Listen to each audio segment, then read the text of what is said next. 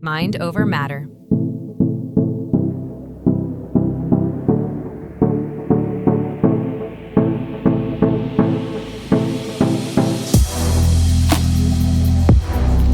Picture this, the regular Nigerian home, the firstborn stigma of, never failing. So here's a young man named Tundday. Today is one who doesn't even have the rights. Yes, he doesn't have the right to fail. No time for any setback, no time for any delay, or no time for slowing down.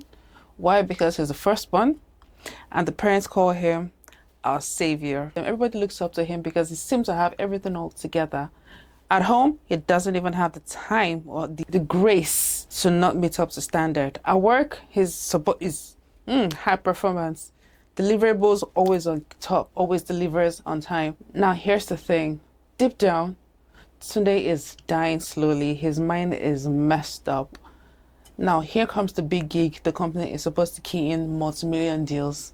And it's a national client for that matter. Now, here's the one in charge of this presentation. Time for presentation, Tundday blanks out. And he just keeps staring. What happened? Man, go on, you got this. Knock it off like you usually do. But lo and behold, Tundday breaks down and he's gone blank. He has nothing to say. He doesn't even know where to start from or what to even say. And for the first time, Tundday went to the restroom and he breaks down in tears. I am not okay. Now, everybody is shocked. Tundday, of all people, is not okay. What happened? You're the one who always has your shit together. Deep down, Tundday's mental health is crumbled. Not even crumbling. I mean, it has been crumbling for a while now, but today it finally crashed. Thank God for therapy. So he has good colleagues, he has good friends. They helped him out with therapy session and, counseling and all of that. And in no time, Tundday started doing better, performing better, and he realized that he doesn't even have to be perfect. At the end of the day, he's perfectly human. And that's what brings us to today's topic, high performance anxiety.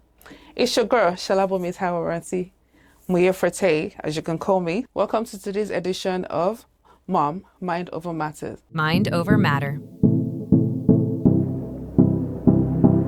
Today's topic, silent battles, also known as high performance anxiety. I mean, when we use the word high performance, what is anxiety doing behind high performance? When someone is high performance, how can anxiety fall in place? Well, that's the trick there, because that's one of the things that makes it very easy to overlook. When someone has high performance, how do you think of anxiety being in the same sentence with the same, in that kind of person?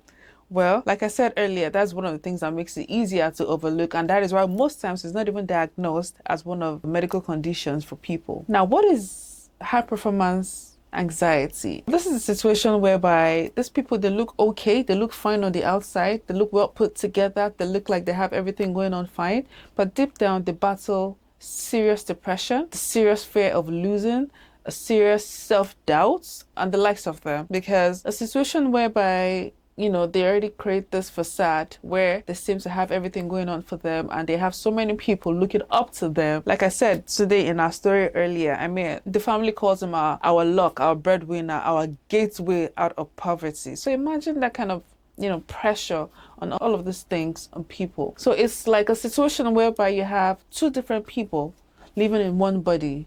There's a dominant one and the recessive one. Meanwhile, the dominant one is supposedly being you perfectly human. You having every right to have your flaws. You have every reason to fail in some aspects, while you intentionally work on the recessive one dominating the dominant one, which the recessive one is the supposedly perfectionist, which you have made for yourself because of the pressure from home, deliverables from work, and every other pressure you even put on yourself because of the facade you have created for yourself. This is a serious battle inward. Imagine you trying to appear perfect, but deep down you're breaking down. It only takes a matter of time. So people like this are like ticking time bomb. Before you know it, one of these days is either they explode or they implode. But either of the explosion or the implosion, you really do not want to experience none of that. There are a few signs to make you realize or to make you know that this particular person is like a ticking time bomb, which is high performance anxiety patients. So one of the first ways to know that this person is a high performance anxiety patient is, first of all, their level of perfectionism.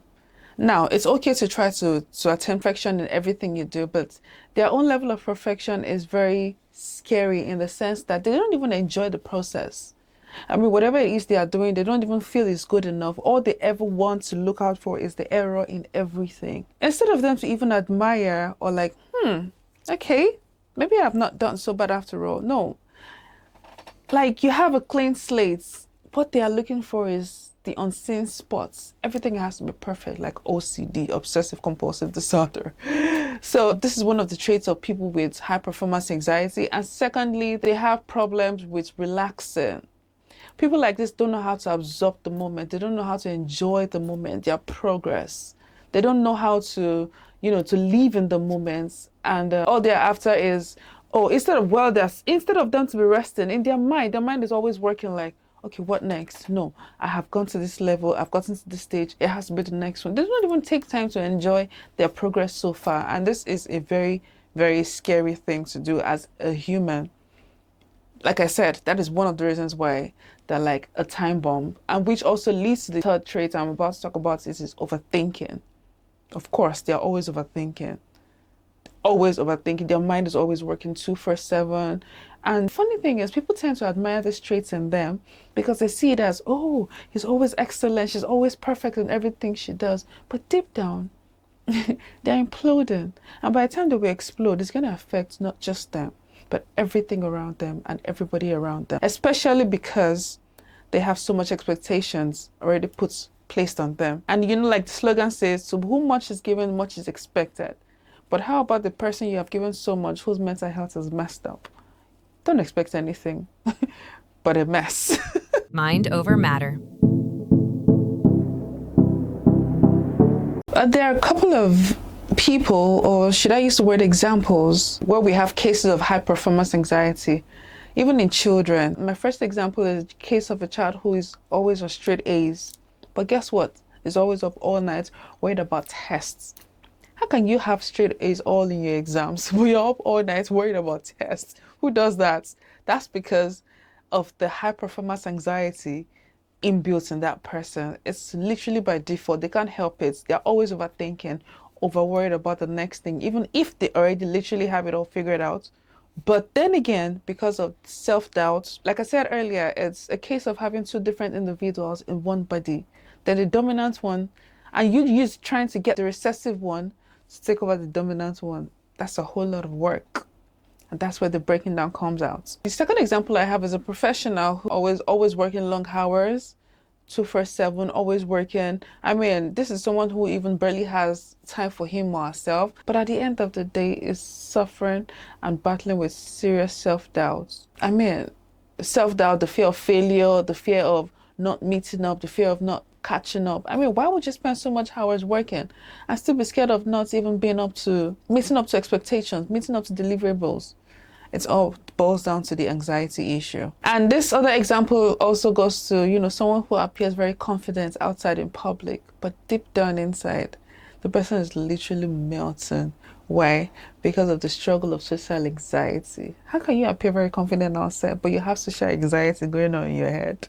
I mean, the struggle is real, my brother and sister. It is seriously real. And it's not really something to be joked around with. So I have some few tips to help here. Well, should I use the word call to action? The first advice I'll give is, like I said earlier in my previous episode, I said, first take your time to relax. But still, this life, at the end of the day, my brother and sister, it doesn't come with a manual. Just do your thing. Do your best. Like, we usually say, do your best, I'll leave the rest for God. Okay, so joke aside, the first advice I would say is, take your time, relax, but still, everything will work out. Just when the mind is at peace, you tend to be more aligned with your vision. Do you understand? You can't get things, you can't walk on a straight line with your mind messed up.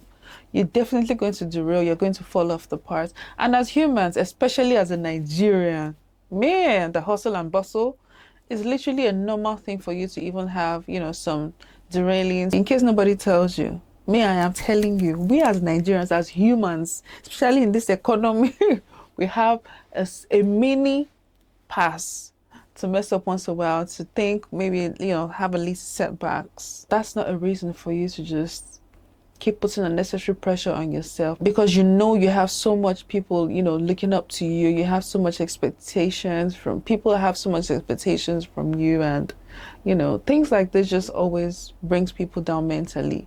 It drowns you. Sometimes you don't even know you're drowning. It's just until one of these days you're out of breath. You can't breathe anymore and you implode. You've been imploding deep down, and one of these days you just explode. Poof. And everybody just sees you breaking down. They're like, what happened? I thought you have your whole shit all together. Like today in my previous story earlier. So just take the time out to relax. And also therapy is something that would really help you. I'm someone who likes to use the word therapy because we as Nigerians, we all know that therapy is not in one of our lists. It is not in our agenda. All we have to do is, okay, we move. Before you know it, some people even have this mindset that time will fix it all. If you don't give time some time, how do you think time is going to work? You're working against time, brother. You're working against time, my sister. We all need to give time some time to actually do its thing. We need to enjoy every moment we're living and try to be intentional we have to be intentional about our mental health. Because this, at the end of the day, if your mental health is messed up, every other thing is at stake. You need therapy. That's one of the advice I'm going to give to you also. The next advice I'm going to give you is lifestyle change. You have to change your lifestyle. If this particular lifestyle is what you think is making you feel pressure, is what is making you feel like, oh man, I cannot afford to feel, change your lifestyle. You owe nobody any particular lifestyle. You're your first and number one priority. Do not let anybody make you feel otherwise. You're your first priority. So you have to take care of yourself first. So you have to work with a lifestyle that suits your mental health, that's going to make you healthier, that's going to help you be more productive, that's going to help you be more certain and happy. Also, seeking out help is very important. The last advice I'm going to give to you is, you see this topic we're talking about, this high performance anxiety. The funny thing is it can actually be an underlying issue to other conditions. That's one thing that we don't know. And that's one of the major reasons why it's always often overlooked, because you don't even see it as a condition in the first place, because you think that you have so much to do, you have so many things lined up, you have so much expectations. It might actually be an underlying condition for other higher and bigger problems, which you really need to, look into. So you find and develop a better coping mechanism for a healthier lifestyle. Having said all that, and I hope so far I have been able to help you in one or two ways to understand that you really need to take some time off for your mental health. So what I need you to ask yourself deep down is, do you actually overthink small matters, especially small matters or little tasks? Do you overthink about them? Do you? If yes or no, comments in the comment section below and let us know. Please feel free to drop in your experience or any brother or sister or neighbor that you believe has been having this high performance anxiety but doesn't even know that it's a condition.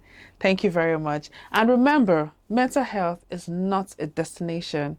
It is a journey. It's all about how you drive safe. Until I come your way again next time, I remain your humble and favorite girl, Shalabome Taiwaransi, your host for M.O.M, Mind Over Matters. Because right in this channel, what matters to us most is our mind, because our mind is an extension of who we really are. So please don't forget to share, like, and comment. Also, subscribe and tell a friend to come check this out. Thank you. Ciao. Mind over matter.